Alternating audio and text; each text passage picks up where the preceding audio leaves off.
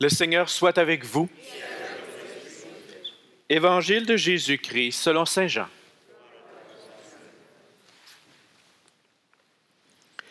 C'était après la mort de Jésus, le soir du premier jour de la semaine. Les disciples avaient verrouillé les portes du lieu où ils étaient, car ils avaient peur des Juifs. Jésus vint, et il était là au milieu d'eux. Il leur dit, « La paix soit avec vous. » Après cette parole, il leur montra ses mains et son côté. Les disciples furent remplis de joie en voyant le Seigneur. Jésus leur dit de nouveau, « La paix soit avec vous. De même que le Père m'a envoyé, moi aussi je vous envoie. » Ayant ainsi parlé, il répandit sur eux son souffle, et il leur dit, « Recevez l'Esprit Saint. Tout homme à qui vous remettrez ses péchés, ils lui seront remis.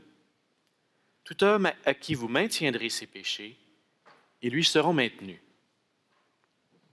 Or, l'un des 12, Thomas, dont le nom signifie jumeau, n'était pas avec eux quand Jésus était venu.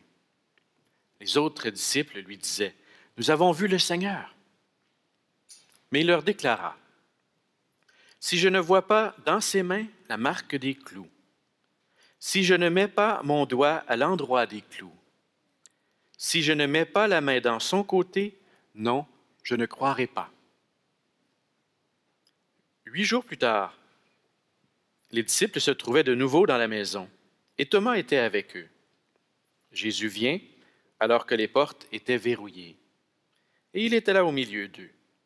Il dit, « La paix soit avec vous. » Puis il dit à Thomas, « Avance ton doigt ici, et vois mes mains. Avance ta main, et mets-la dans mon côté. Cesse d'être incrédule, sois croyant. »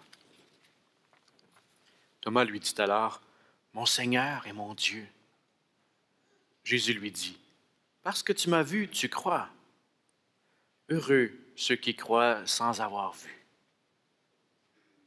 Il y avait encore beaucoup d'autres signes que Jésus a faits en présence des disciples et qui ne sont pas mis par écrit dans ce livre. Mais ceux-là y ont été mis afin que vous croyiez que Jésus est le Messie, le Fils de Dieu, et afin que par votre foi, vous ayez la vie en son nom. Acclamons la parole de Dieu. Ressuscité, Alléluia, Alléluia. Christ a vaincu la mort, Alléluia, Alléluia.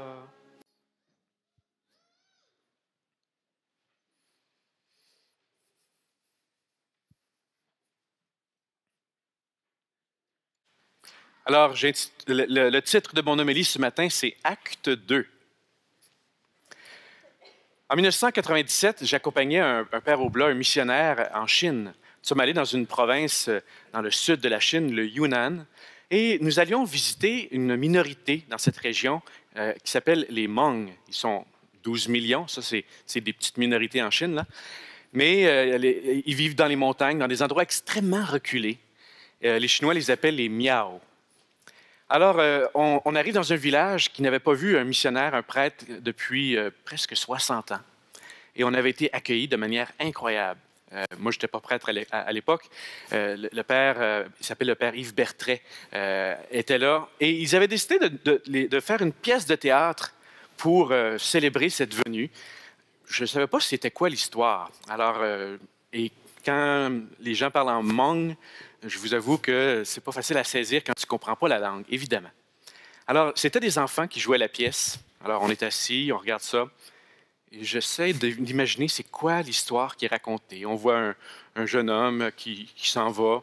Et là, il aboutit dans un endroit, ça semble être une porcherie, là.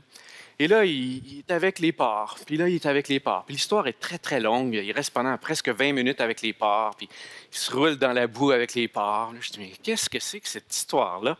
Je ne comprenais rien.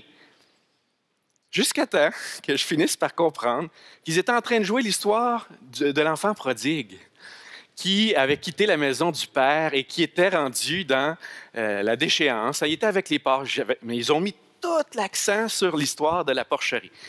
Mais ils ont des petits cochons dans leur région. Alors là, les enfants, c'est ça qui les avait marqués plus que n'importe quoi d'autre. Et l'histoire durait à peu près 25 minutes. Tu avais une minute au début, une minute à la fin, et tout le reste, il était avec les porcs, il se roulait avec les porcs. Alors j'ai dit, waouh, il faut quand même un peu comprendre l'histoire quand on veut saisir de quoi il est question. C'est drôle. Des fois, j'ai l'impression qu'on assiste à des pièces, puis on ne sait pas dans quelle pièce on est. Mieux, j'ai l'impression qu'on fait partie de nous-mêmes d'une pièce. Puis peut-être que des fois, on se demande, on est où dans l'histoire? On ne sait même plus. OK? Bien, ce matin, en ce deuxième dimanche de Pâques, il me semble qu'il faut être clair. On est au deuxième acte de l'histoire, d'accord? Acte 1, acte 2. La première partie de l'histoire jouée de manière extraordinaire par le meilleur de tous les temps, par Jésus-Christ lui-même. Et la deuxième étape, deuxième acte, c'est le temps de l'Église. Et c'est le temps où l'Église va devenir de plus en plus impliquée dans le projet de Dieu. Le temps pascal dans lequel nous sommes va nous faire réfléchir pendant plusieurs semaines sur le très beau livre des Actes des Apôtres. Et ce n'est pas pour rien. C'est parce que ça nous montre que l'histoire du salut, elle est jouée par différents personnages tout au long de l'histoire et que vient un moment où l'Église et tous les membres, tous les disciples ont un rôle à jouer. Essayons de voir ça un petit peu. L'histoire commence très clairement avec la résurrection. Et il me semble que c'est Thomas qui nous donne la porte d'entrée envers la vie de la communauté. Je ne veux pas mettre l'accent ce matin sur le fameux questionnement ou les doutes de Thomas, mais plutôt son rapport à la communauté. Remarquez que l'histoire commence ainsi. Les disciples étaient réunis dans un endroit où tout était verrouillé et Thomas n'était pas avec eux. C'est intéressant. Il est où, Thomas? Qu'est-ce qu'il fait? Pourquoi il n'est pas avec les autres? Le récit ne le dit pas. Est-ce que Thomas avait peur? Est-ce que Thomas avait honte? Est-ce que Thomas, je ne sais pas, mais il était peut-être allé faire du magasinage. Il était peut-être juste pas là, ou il s'était perdu. On ne sait pas. Mais ce qu'on sait, c'est que Thomas, en n'étant pas avec la communauté, a manqué quelque chose. A manqué un événement extraordinairement important. Il a manqué la venue du ressuscité parmi les apôtres. La semaine suivante, mais entre-temps d'ailleurs, il revient, et finalement, c'est ça qui est intéressant avec Thomas, c'est qu'il revient à la communauté, d'accord? Et là, les autres disent, on a vu le Seigneur.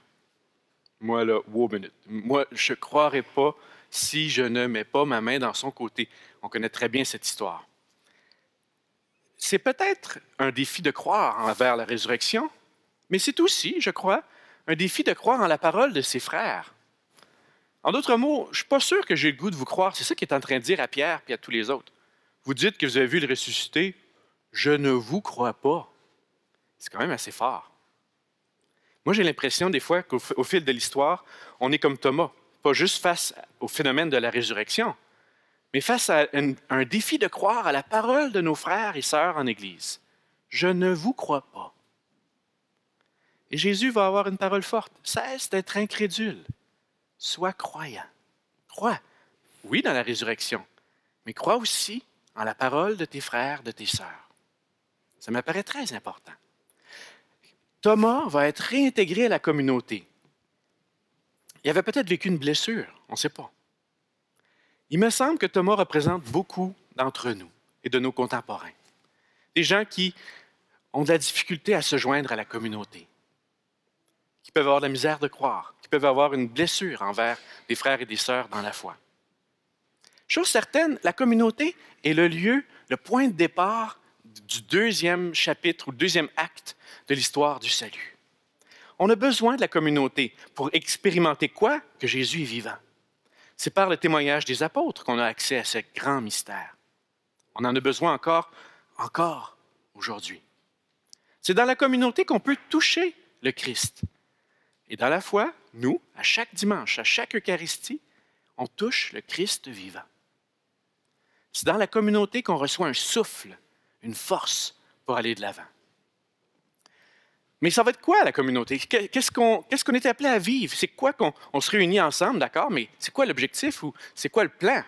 On a-tu un projet? On a-tu une idée? Eh bien oui.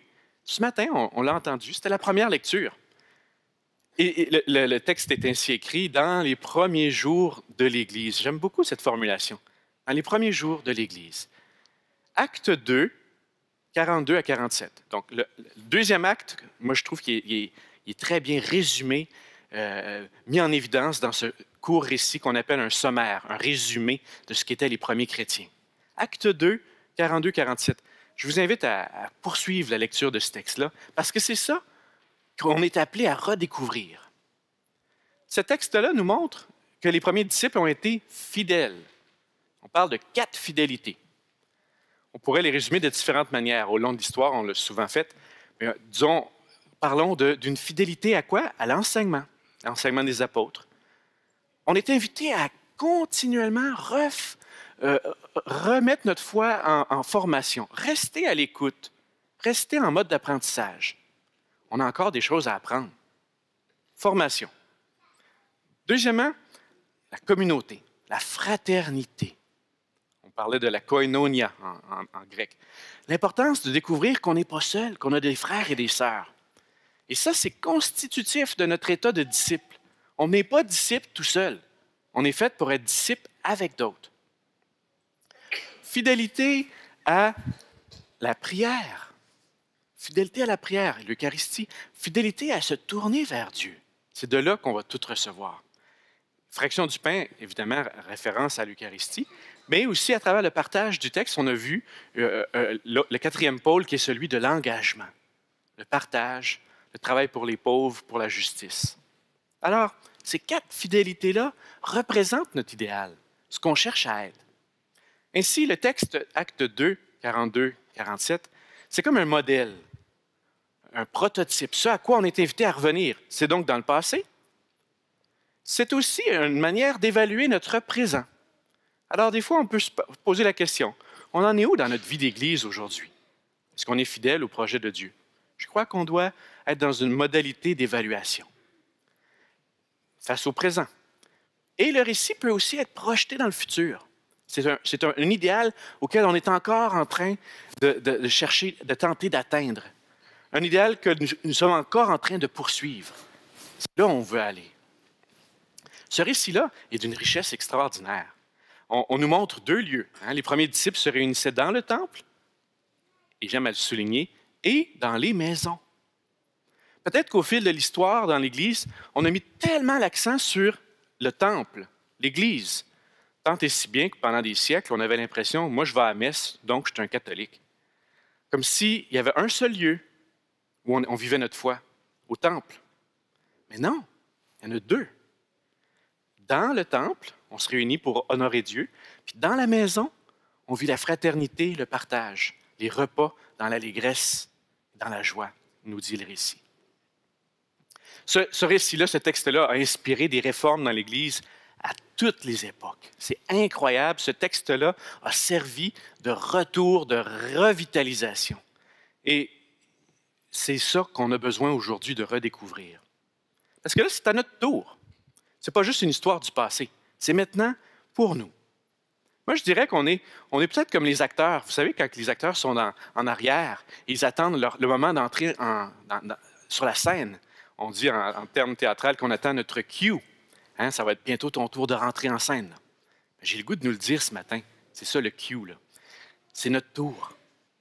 C'est notre tour d'entrer en scène. C'est notre tour de faire quelque chose qui peut transformer le monde ensemble et avec la grâce de Dieu.